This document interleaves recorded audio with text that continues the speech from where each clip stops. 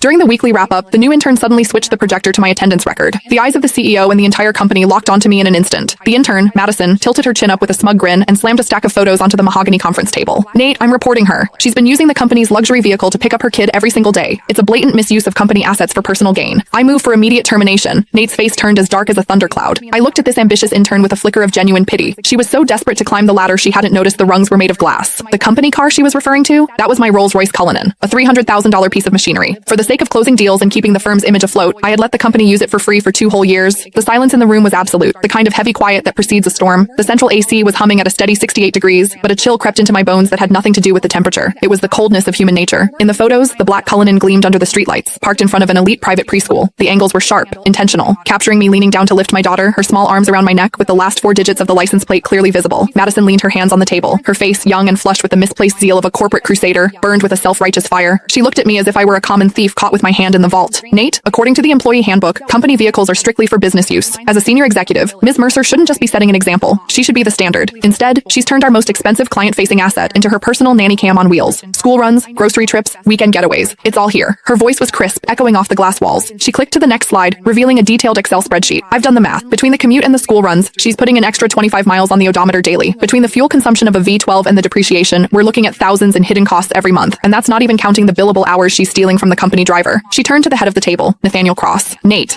was my college classmate. He was the founder of this firm. In the early days, when he couldn't even cover payroll, I was the one who dipped into my savings to keep the lights on. Later, when we needed to project an image of success to land the big fish, my 5-year-old BMW didn't cut it. Without a second thought, I brought in the Cullinan I'd bought myself as a 35th birthday present, a car I'd owned for less than a month. I told him back then, take it, use it. We need the clients to see we're already in their league. That temporary favor had lasted 2 years. I paid for the gas. I paid the insurance premiums. I covered the maintenance. Sometimes when the driver was overwhelmed, I even drove to JFK myself to pick up VIPs. Everyone in this building knew that car was mine, or at least they should have. But looking at Nate now, there was no defense in his eyes. His brow was furrowed, his fingers drumming rhythmically on the table, a nervous habit he had whenever he was weighing his own interests against someone else's. Diana, Nate finally spoke. His voice was low, coated in a professional coldness that felt like a slap. The evidence Madison provided, is it true? I stared at him, my heart skipping a beat. Is it true? 2 years ago, when he begged me for the car to save face, he said, Diana, I'm so sorry to ask this of you. As soon as we're in the black, I'll buy you a brand new one. 1 year ago, when the cash flow dried up, I used that car as collateral for a bridge loan so he could pay his staff. He told me then, Diana, this car is the company's lifeline. It's your badge of honor. And now, he was asking me if it was true. I scanned the room. George, the sales manager, had used that very car last week to pick up his mother-in-law from the hospital, bragging on Instagram about company perks. Now he kept his head down, intently studying his legal pad. Sarah from HR, who asked for the keys every other month for supplies but really just wanted to cruise with her boyfriend, was looking at me with a sneer as if I were a white-collar criminal. It turns out that in the face of profit, kindness isn't just cheap, it's invisible. What do you think, Nate? I asked. My voice was calmer than I expected. You can find the full story in my bio. It's free.